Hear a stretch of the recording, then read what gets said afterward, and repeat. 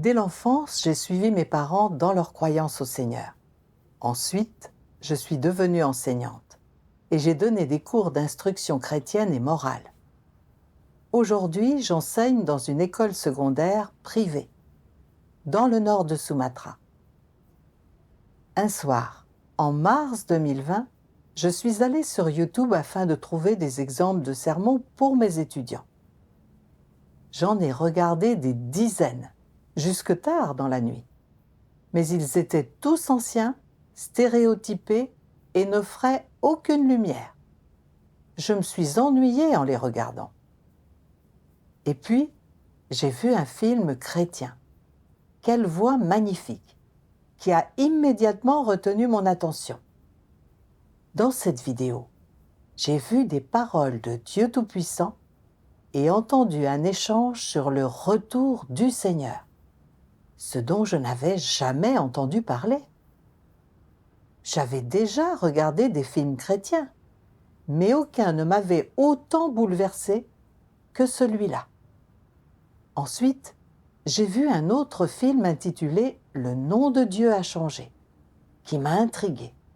Alors je l'ai regardé jusqu'au bout. Cette nuit-là, en repensant à ce que j'avais vu dans le film, je n'ai pas pu fermer l'œil. Le nom de Dieu avait-il réellement changé? J'ai vraiment eu envie de le savoir.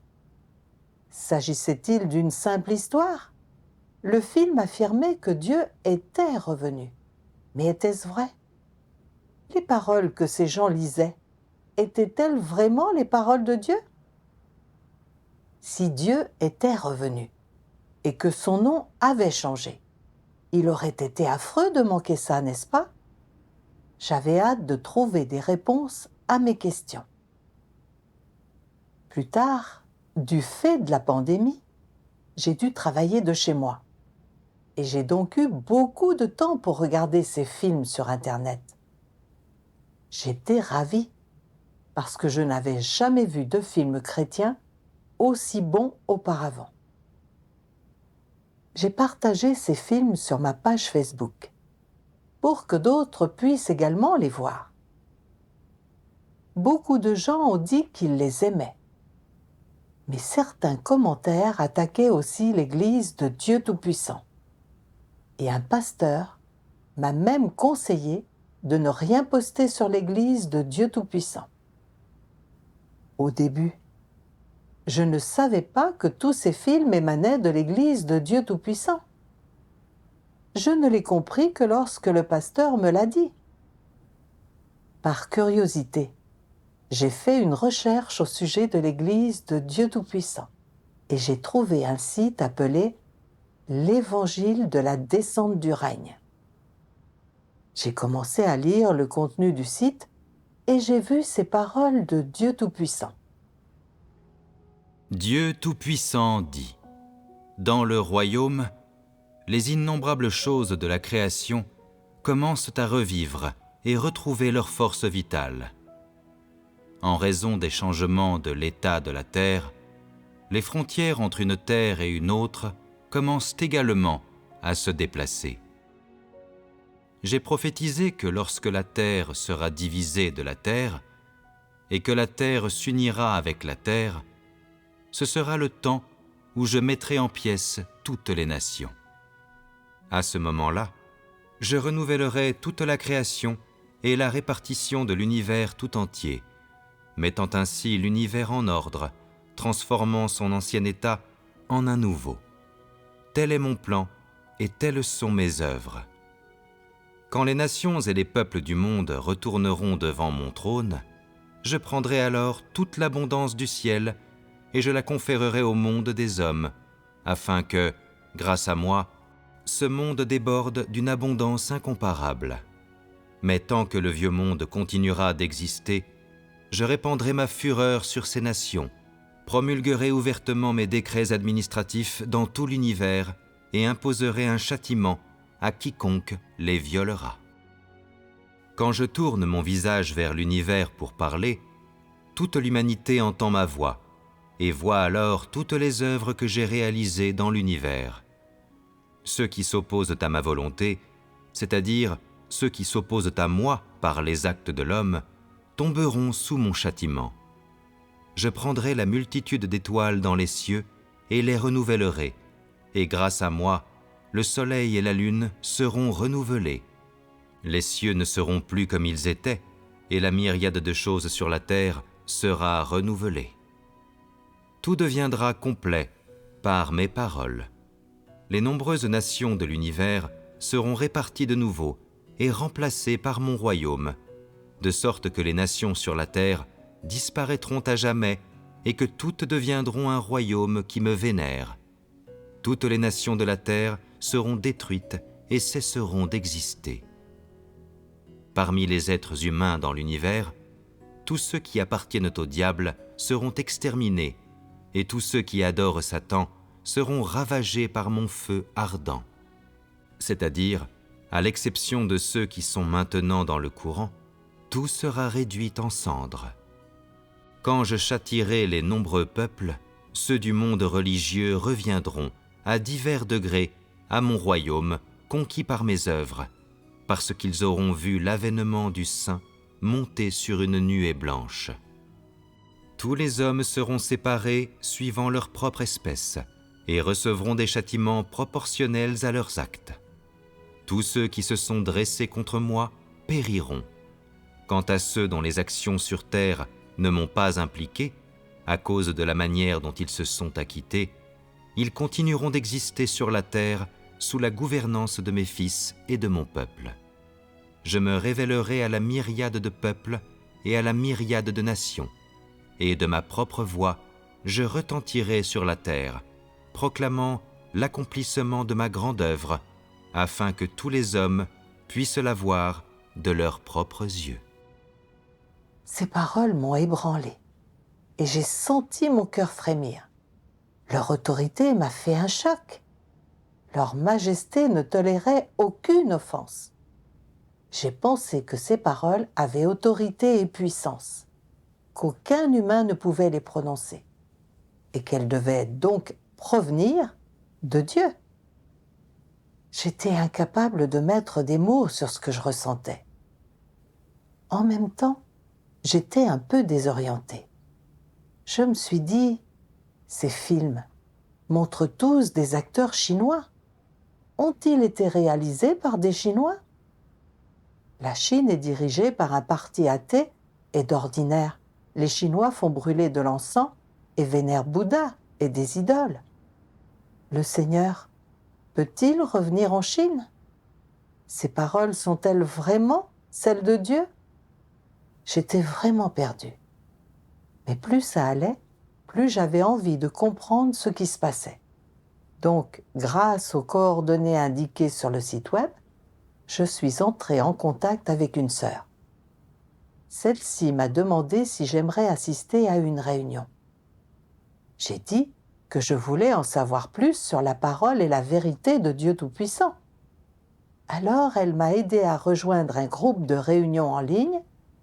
Elle m'a lu des paroles de Dieu Tout-Puissant et a échangé sur les mystères de l'incarnation et les 3 étapes de l'œuvre de Dieu.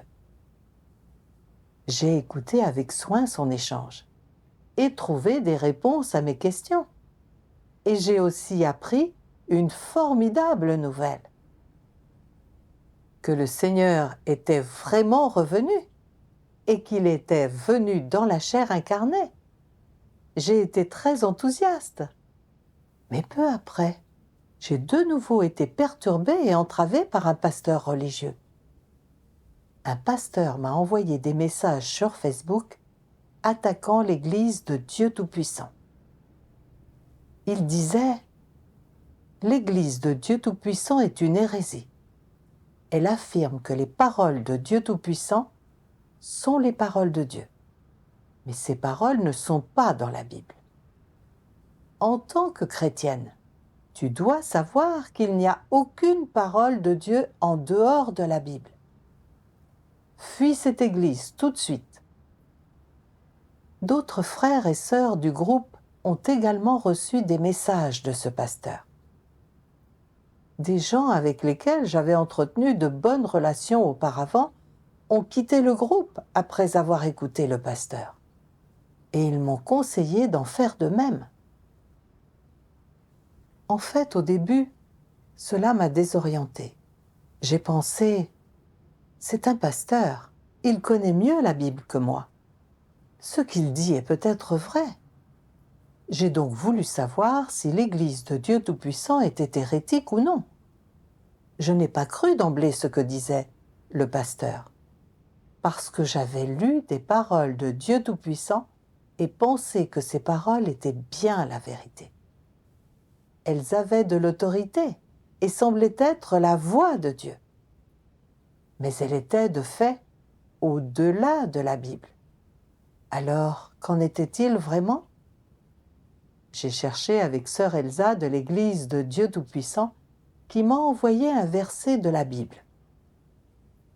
C'était le verset 25 du chapitre 21 de l'Évangile de Jean.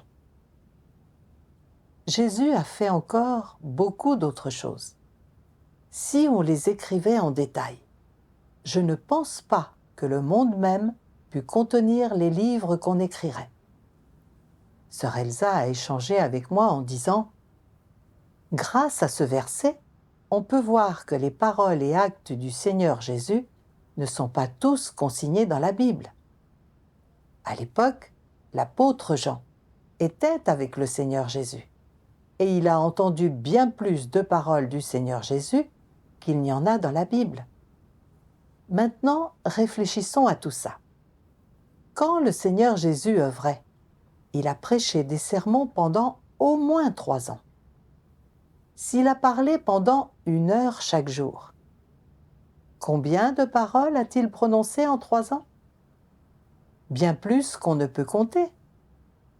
Comment ces paroles pourraient-elles se limiter à ce qui est consigné dans la Bible?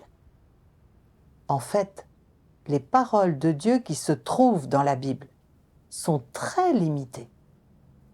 Elles ne présentent certainement pas tout ce que Dieu a dit durant cette période. C'est un fait indéniable.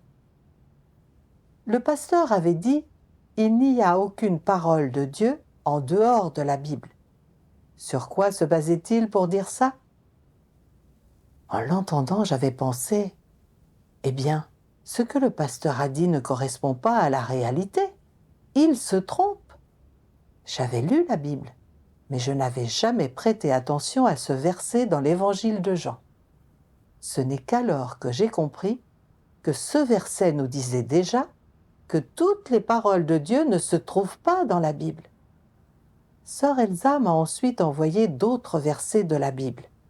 Elle m'a envoyé Jean, chapitre 16, versets 12 à 13. J'ai encore beaucoup de choses à vous dire, mais vous ne pouvez pas les porter maintenant. Quand le Consolateur sera venu, l'Esprit de vérité, il vous conduira dans toute la vérité, car il ne parlera pas de lui-même, mais il dira tout ce qu'il aura entendu et il vous annoncera les choses à venir. Et plusieurs versets tirés de l'Apocalypse. Que celui qui a des oreilles entende ce que l'Esprit dit aux églises. Puis je vis dans la main droite de celui qui était assis sur le trône un livre écrit en dedans et en dehors, scellé de 7 sceaux. Et je vis un ange puissant qui criait d'une voix forte. Qui est digne d'ouvrir le livre et d'en rompre les sceaux? Et personne dans le ciel, ni sur la terre, ni sous la terre, ne put ouvrir le livre ni le regarder. Et je pleurais beaucoup de ce que personne ne fut trouvé digne d'ouvrir le livre, ni de le regarder. Et l'un des vieillards me dit, « Ne pleure point.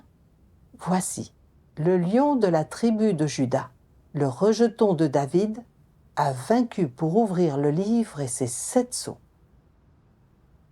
Nous avons lu ces versets, puis sœur Elsa a échangé. Les paroles du Seigneur Jésus sont très claires. Il a encore bien des choses à nous dire. Mais à l'époque, les gens avaient une trop faible stature pour l'accepter. Donc, l'Esprit de vérité viendra dans les derniers jours pour nous conduire dans toutes les vérités. Ce qui veut dire que lorsque le Seigneur Jésus reviendra, il exprimera d'autres vérités et nous dira ce qui va advenir. Cela prouve que Dieu a une nouvelle œuvre et d'autres paroles en dehors de la Bible.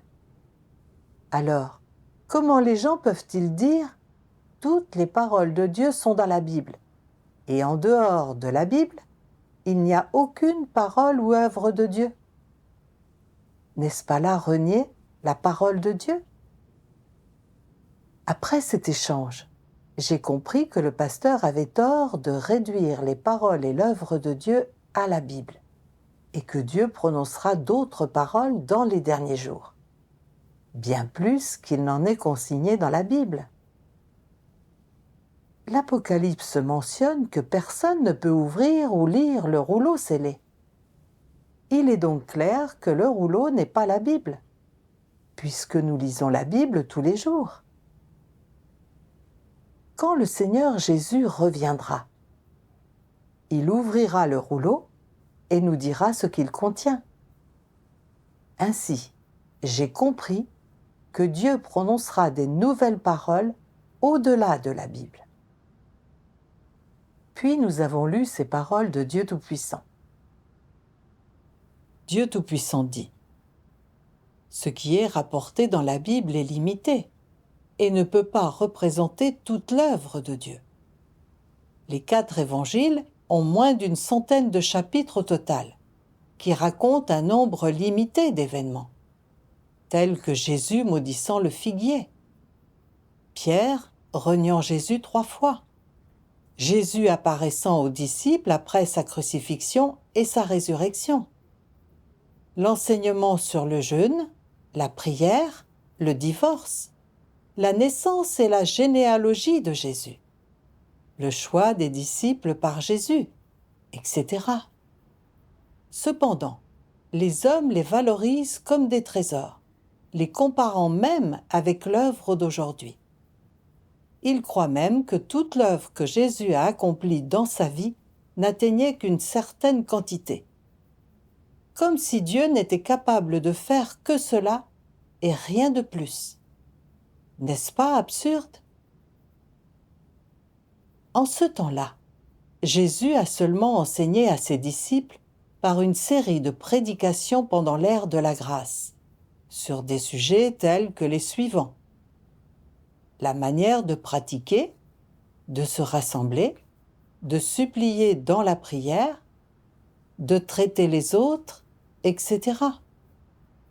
L'œuvre qu'il a accomplie est celle de l'ère de la grâce, et il a seulement expliqué la façon dont les disciples et ceux qui le suivaient devaient pratiquer. Il a seulement accompli l'œuvre de l'ère de la grâce et rien de l'œuvre des derniers jours.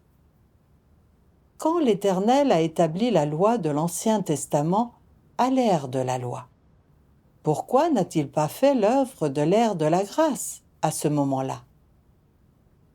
Pourquoi n'a-t-il pas clarifié à l'avance l'œuvre de l'ère de la grâce? Cela n'aurait-il pas aidé l'homme à l'accepter? Il a seulement prophétisé qu'un enfant mâle serait né et investi de pouvoir. Mais il n'a pas réalisé à l'avance l'œuvre de l'ère de la grâce. L'œuvre de Dieu à chaque ère a des limites claires. Il ne fait que l'œuvre de l'ère en cours et ne réalise jamais à l'avance l'œuvre de l'étape suivante. Ce n'est que de cette manière que son œuvre représentative de chaque ère peut être mise en évidence. Jésus a parlé uniquement des signes des derniers jours, de la manière d'être patient et d'être sauvé, de se repentir et de se confesser, aussi de la manière de porter la croix et d'endurer la souffrance. Il n'a jamais dit comment l'homme devait acquérir l'entrée dans les derniers jours, ni comment il devait chercher à satisfaire la volonté de Dieu. Donc, n'est-ce pas ridicule de chercher dans la Bible l'œuvre de Dieu des derniers jours? Que peux-tu voir en t'accrochant seulement à la Bible? Qu'il soit un exégète de la Bible ou un prédicateur, qui pourrait connaître l'œuvre d'aujourd'hui à l'avance? Ces paroles de Dieu Tout-Puissant m'ont fait comprendre que la Bible n'était qu'un livre d'histoire. La Bible consigne les 2 étapes de l'œuvre accomplie par Dieu, à l'ère de la loi et à l'ère de la grâce. Et l'Ancien Testament et le Nouveau Testament ont été compilés par des gens des années après l'œuvre de Dieu. Dieu a œuvré, et cela n'a été consigné dans la Bible qu'après coup. Donc, les paroles et l'œuvre de Dieu dans les derniers jours n'ont pas pu être consignées dans la Bible à l'avance. Si nous réduisons Dieu à la Bible et pensons qu'il n'y a aucune de ses paroles en dehors de la Bible, c'est un point de vue incroyablement absurde. Je croyais au Seigneur depuis des années, mais je n'ai compris qu'alors ce qu'était la Bible. Puis sœur Elsa a poursuivi son échange. Elle a dit « Dieu est la source de la vie, et ses paroles sont innombrables et infinies. Depuis la création jusqu'à aujourd'hui, Dieu a toujours parlé, œuvré, guidé, pour approvisionner et sauver les gens. L'œuvre de Dieu n'a jamais été limitée par quelqu'un ou quelque chose, a fortiori la Bible. Dieu prononce des nouvelles paroles et fait une nouvelle œuvre en se basant sur son plan de gestion et sur les besoins de l'homme. Et ses paroles et son œuvre ne se répètent jamais. À l'ère de la loi, l'Éternel Dieu a promulgué la loi pour aider les gens à vivre sur terre. Et il a prononcé de nombreuses paroles. Mais à l'ère de la grâce, le Seigneur Jésus a prêché la voie du repentir, œuvré pour racheter l'humanité et dit beaucoup de choses. Ces paroles ne sont pas consignées dans l'Ancien Testament. Elles se trouvent toutes ailleurs. Dieu Tout-Puissant est venu dans les derniers jours pour exprimer la vérité sur la base de l'œuvre du Seigneur Jésus. Pour faire l'œuvre de jugement en commençant par la maison de Dieu, ce qui purifie et sauve complètement l'humanité du péché et de ses chaînes, et pour ramener les gens dans le royaume de Dieu. C'est une étape de l'œuvre plus neuve et plus élevée, quelque chose que la Bible n'aurait jamais pu consigner à l'avance.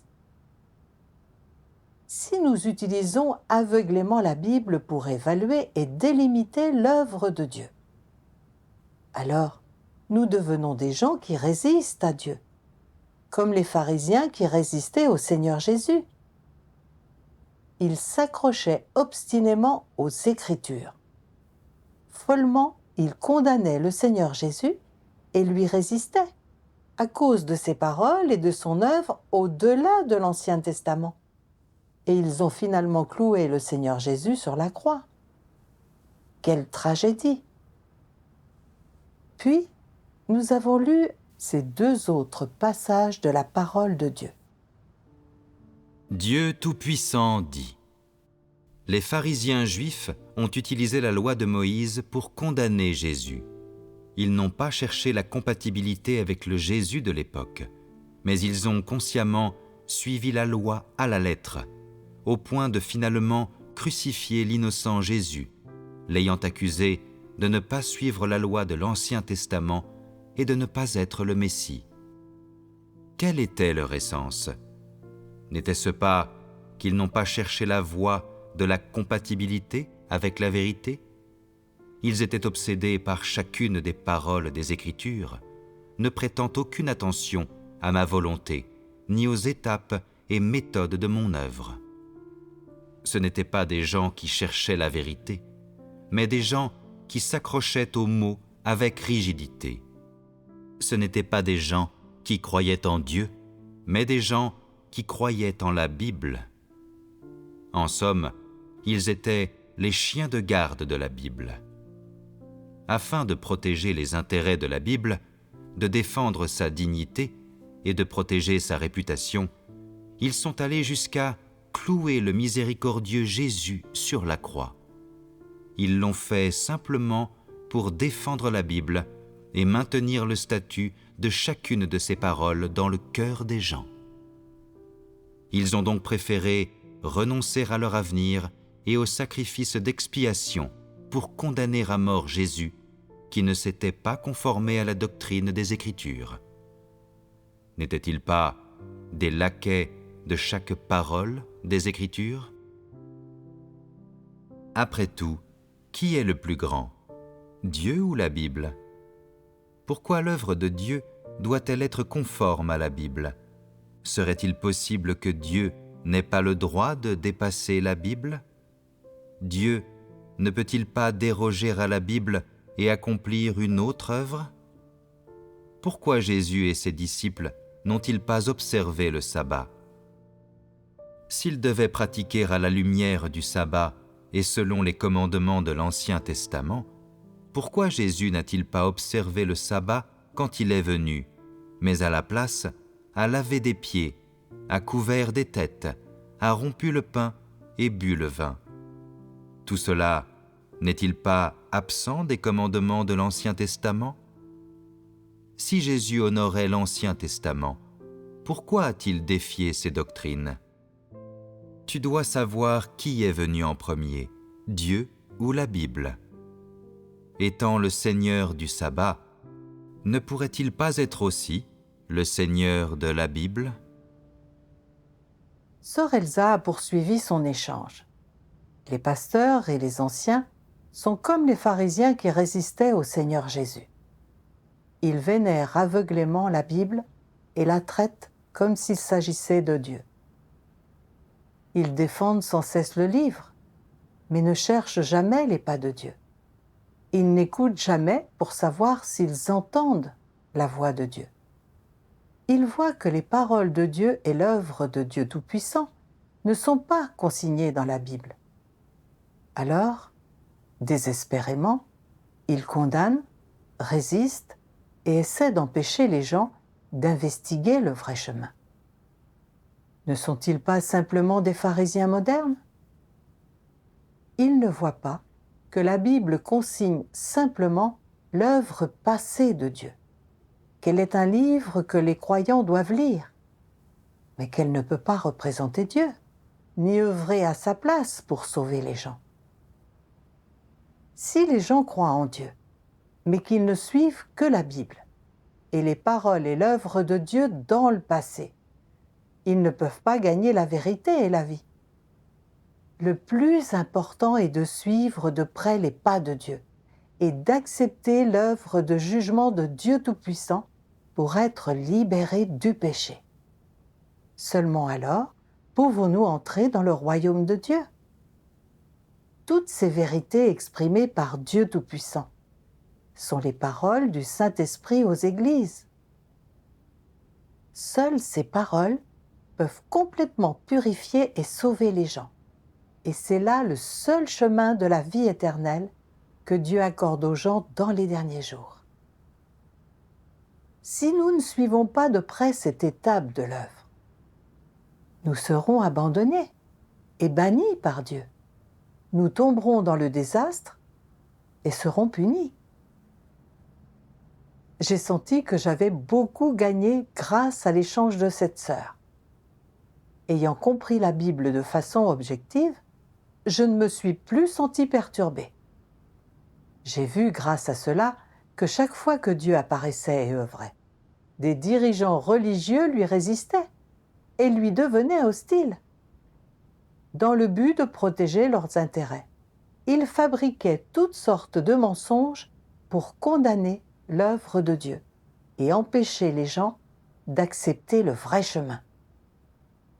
Si vous ne comprenez pas la vérité, et si vous n'avez aucun discernement, leurs calomnies vous abuseront. Vous suivrez ces dirigeants, vous résisterez à Dieu et le rejetterez, et vous perdrez le salut de Dieu, ce qui est vraiment tragique. Je me suis dit, je dois m'équiper de la vérité et acquérir du discernement. Je ne veux pas rejeter Dieu. Un mois plus tard, environ, un autre pasteur m'a importuné en m'envoyant des messages par Messenger ou WhatsApp. Il m'a dit « Le Seigneur Jésus est né il y a 2000 ans, ce qui accomplit la prophétie biblique. Maintenant, tu dis que le Seigneur est revenu en tant que femme. Y a-t-il la moindre prophétie dans la Bible disant que le Seigneur va revenir en tant que femme? Il est impossible que le Seigneur vienne incarner, et encore plus qu'il vienne en tant que femme. Le Dieu Tout-Puissant auquel tu crois est une personne. » Au même moment, 2 autres pasteurs se sont ligués pour m'attaquer. Ils m'ont jugé et condamné en disant que je défendais une croyance erronée. J'ai répondu que nous ne pouvons pas définir Dieu. L'essence de Dieu est esprit. C'est seulement parce que son œuvre l'exigeait qu'il est devenu chair et a pris la forme d'un être humain. Nous croyons en Dieu Tout-Puissant parce qu'il a l'essence divine de Dieu et peut exprimer la vérité, et non du fait de son apparence charnelle. J'ai également cherché avec sœur Elsa et elle a échangé avec moi. Bon nombre de prophéties dans la Bible parlent de l'incarnation de Dieu en tant que Fils de l'homme dans les derniers jours. Elles parlent de la venue du Fils de l'homme et disent « le Fils de l'homme est révélé » et le Fils de l'homme vient. À présent, Dieu Tout-Puissant est venu pour exprimer la vérité et faire l'œuvre de jugement dans les derniers jours, ce qui accomplit complètement ses prophéties. Dieu vient en tant que femme dans les derniers jours, ce qui ne concorde effectivement pas avec les notions humaines. Mais moins l'œuvre de Dieu s'aligne sur nos notions, plus elle contient un mystère et est significative. Quelles sont les vérités et les mystères de l'incarnation de Dieu en tant que femme? Lisons la parole de Dieu Tout-Puissant pour le découvrir. Après avoir terminé, ma sœur m'a envoyé cette parole de Dieu. Dieu Tout-Puissant dit: chaque étape de l'œuvre faite par Dieu a sa propre signification pratique. En ce temps-là, quand Jésus est venu, il est venu sous une forme masculine, et lorsque Dieu vient cette fois, sa forme est féminine. À partir de cela, tu peux voir que la création par Dieu des hommes et des femmes peut être utile dans son œuvre, et qu'avec lui, il n'y a pas de distinction de genre. Lorsque son esprit vient, il peut prendre toute chair qui lui plaît, et cette chair peut le représenter. Qu'elle soit homme ou femme, cette chair peut représenter Dieu tant qu'elle est sa chair incarnée. Avec Dieu, il n'y a pas de distinction de genre.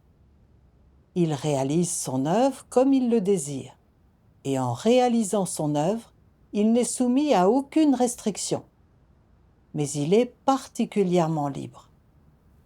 Pourtant, chaque étape de l'œuvre a sa propre signification pratique. Dieu s'est fait chair 2 fois, et il va de soi que son incarnation dans les derniers jours est la dernière. Il est venu pour révéler tous ses actes. À cette étape, s'il ne s'était pas fait chair pour accomplir personnellement une œuvre, afin que l'homme puisse la voir, l'homme s'accrocherait pour toujours à la notion que Dieu est seulement un homme, pas une femme. Avant cela, toute l'humanité croyait que Dieu ne pouvait être qu'un homme et qu'une femme ne pouvait pas être appelée Dieu.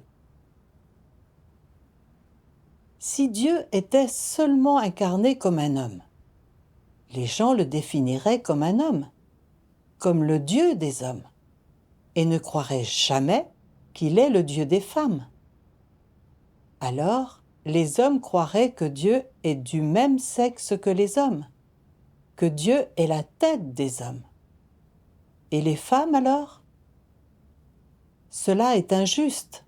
N'est-ce pas un traitement préférentiel?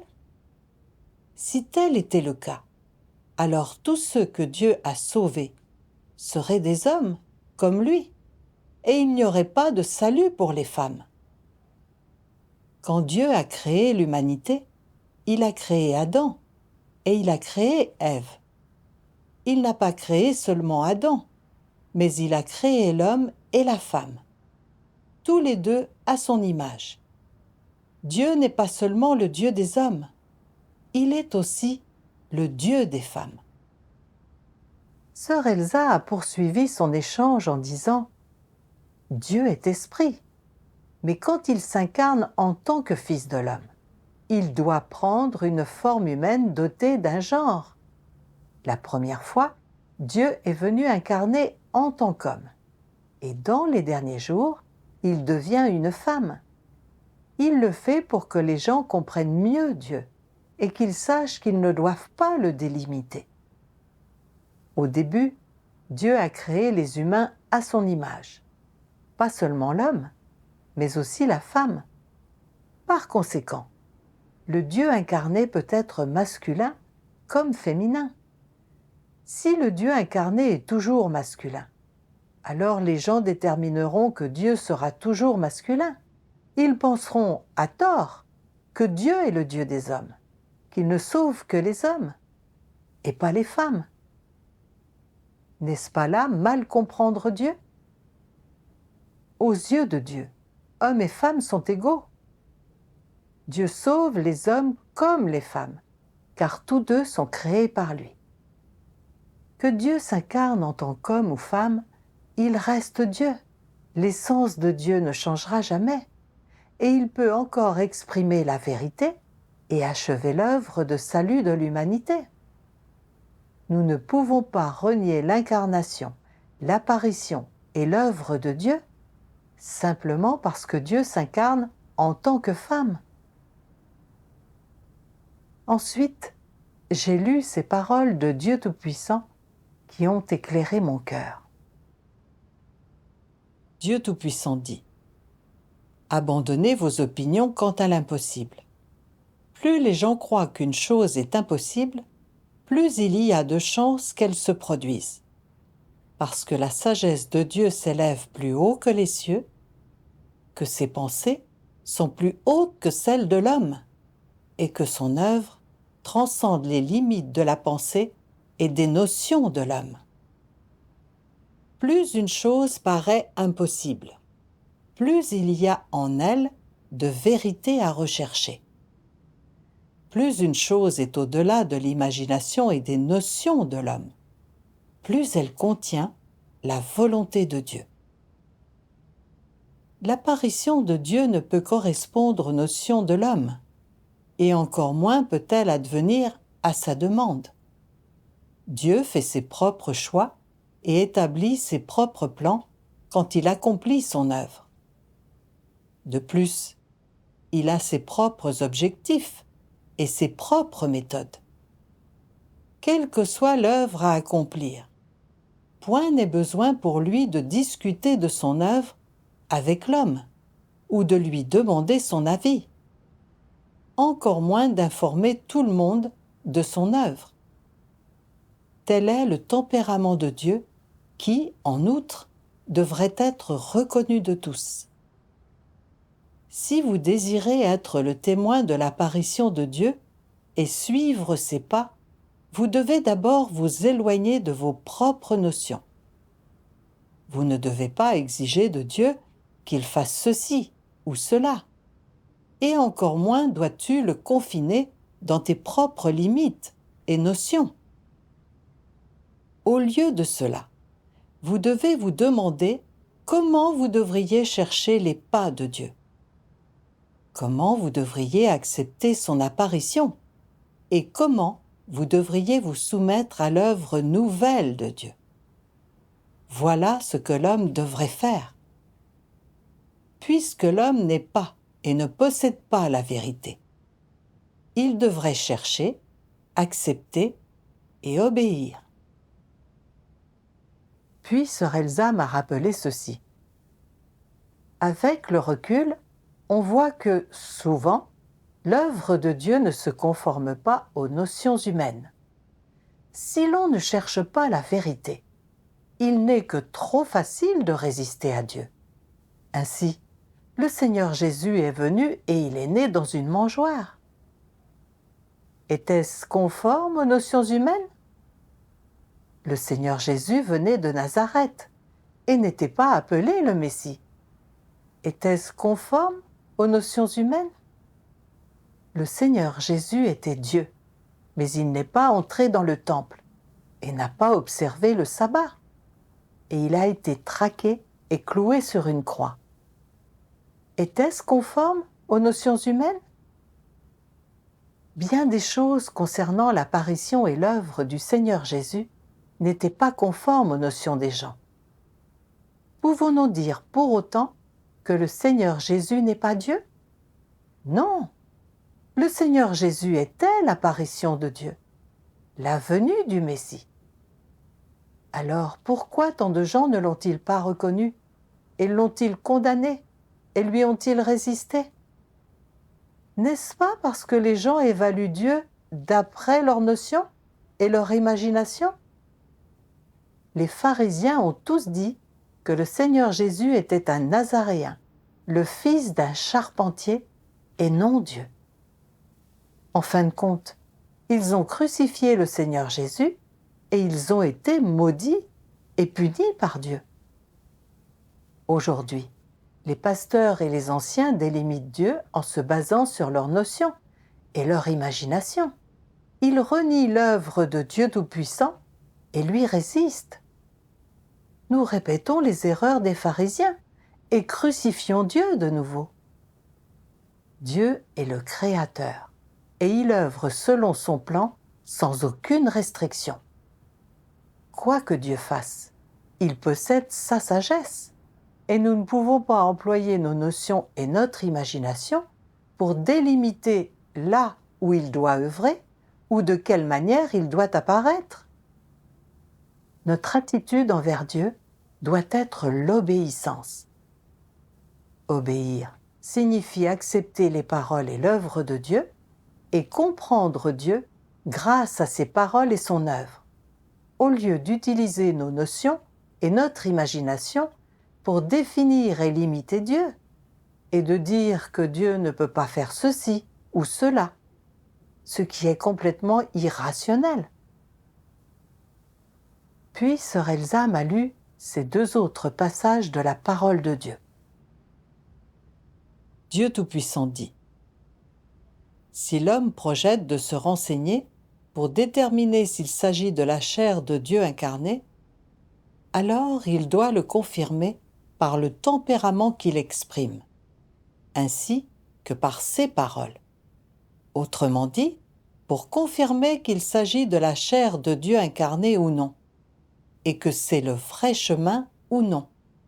L'on doit réfléchir en se basant sur son essence.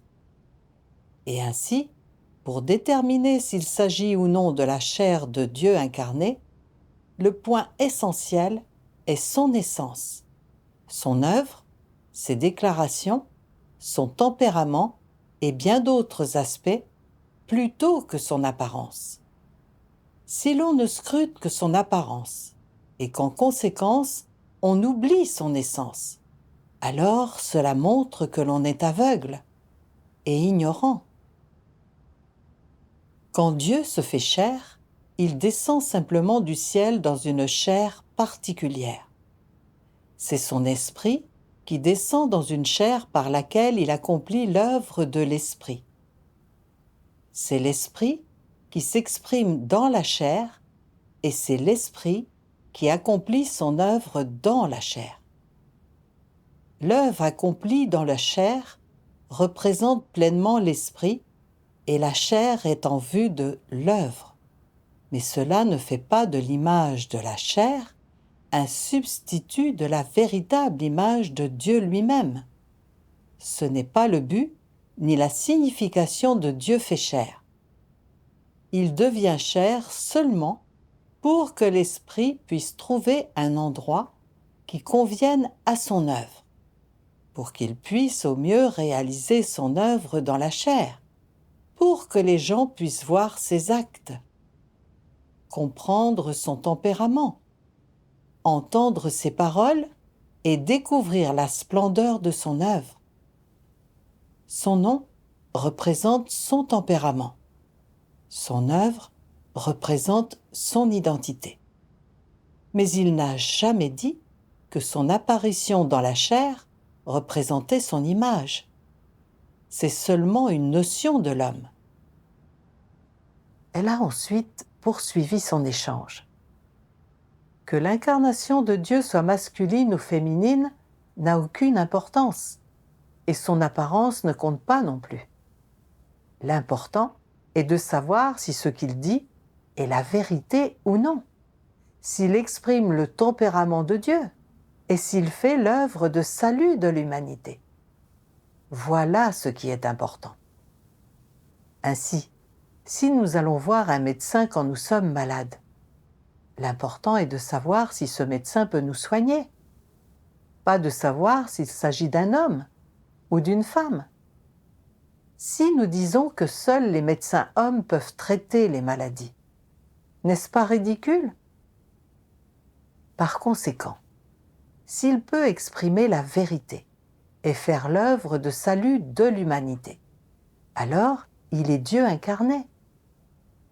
Mais les pasteurs n'écoutent pas la voix de Dieu et n'investiguent pas le vrai chemin. Et quand on leur dit que Dieu s'est incarné en tant que femme, ils renient et condamnent cette nouvelle. Alors ils répandent des notions pour empêcher les gens d'accueillir le Seigneur. C'est une terrible erreur. Alors j'ai barré la route à tous ceux qui essayaient de m'entraver, pour les empêcher de me perturber, y compris les pasteurs et anciens de mon église d'origine. Je croyais fermement que j'accueillais le Seigneur, et les pasteurs et les anciens auraient beau me perturber, j'allais suivre Dieu Tout-Puissant. À partir de 2020, ma fille et moi avons cessé d'aller à l'église. 2 mois plus tard, le pasteur de cette église a commencé à m'attaquer. D'abord, il est venu chez moi pour me convaincre de ne pas aller aux réunions de l'église de Dieu Tout-Puissant, en disant que les réunions de son église suffisaient. Il a aussi dit à mon mari que j'avais pris le mauvais chemin et que je devais revenir. Il a même essayé d'inciter mon fils à m'empêcher de croire en Dieu Tout-Puissant. Mon mari et mes enfants se sont opposés à l'approche de ce pasteur. Mes enfants ont dit que je leur prêchais l'Évangile et que je discutais souvent avec eux des questions de croyance en Dieu. Ils pensaient tous que c'était après y avoir mûrement réfléchi que j'avais décidé de croire en Dieu Tout-Puissant. Plus tard, les anciens m'ont menacé en disant que si je n'allais pas à l'église, je serais exclu et que mes frères et sœurs me rejetteraient. J'ai répondu avec fermeté, même si l'église me renvoie, je continuerai à croire en Dieu Tout-Puissant. Ensuite, ils ont dit à la direction de mon école que je croyais en Dieu Tout-Puissant, en espérant que l'école me traiterait. Mais le directeur les a ignorés. J'ai pensé à ce que sœur Elsa m'avait dit, que la vérité était toujours rejetée et condamnée par le monde religieux. Il y a 2000 ans, le Seigneur Jésus a exprimé la vérité pour racheter l'humanité. Et il a été condamné et rejeté par le judaïsme, en particulier par les dirigeants religieux, les grands prêtres, les scribes et les pharisiens. Ils ont attaqué et blasphémé le Seigneur Jésus pour conserver leur situation et leurs revenus. Ils ont trompé les gens et les ont empêchés de suivre le Seigneur. C'étaient tous des antéchrists qui résistaient à Dieu et détruisaient les gens. Aujourd'hui, La plupart des pasteurs et des anciens du monde religieux sont comme les pharisiens dans le judaïsme. Pour protéger leur situation et leurs revenus, ils condamnent désespérément l'apparition et l'œuvre de Dieu Tout-Puissant. Ils leur résistent et ils essaient d'empêcher les croyants d'investiguer le vrai chemin. Ce sont également des antéchrists qui ont été révélés par Dieu. Puis j'ai pensé à ce qu'avait dit le Seigneur Jésus quand il avait maudit les pharisiens. « Malheur à vous, scribes et pharisiens hypocrites, parce que vous fermez aux hommes le royaume des cieux. Vous n'y entrez pas vous-même, et vous n'y laissez pas entrer ceux qui veulent entrer. Malheur à vous, scribes et pharisiens hypocrites, parce que vous courez la mer et la terre pour faire un prosélyte, et quand il l'est devenu, vous en faites un fils de la géhenne 2 fois plus que vous. » Les pasteurs religieux et les anciens savent que les paroles de Dieu Tout-Puissant sont la vérité. Mais ils ne les acceptent pas. Ils veulent bénéficier de la vénération et des offrandes des gens, et pour préserver leur situation. Ils nous empêchent d'accueillir le Seigneur et d'entrer dans le royaume de Dieu. C'est ce que font les antéchrists. Ce sont tous des démons qui dévorent l'âme des gens. Ils seront tous maudits par Dieu, et ceux qui les suivent iront eux aussi en enfer et seront punis. Même si les pasteurs et les anciens m'attaquent et me perturbent encore souvent, quels que soient les mensonges qu'ils répandent, cela ne m'affecte plus. Car je sais que les paroles exprimées par Dieu Tout-Puissant sont la vérité et le chemin de la vie éternelle qui purifie et sauve les gens. Tous ceux qui désirent sincèrement chercher l'apparition de Dieu n'ont qu'à lire les paroles de Dieu Tout-Puissant, et ils reconnaîtront la voix de Dieu et retourneront au trône de Dieu Tout-Puissant. Rendons grâce à Dieu.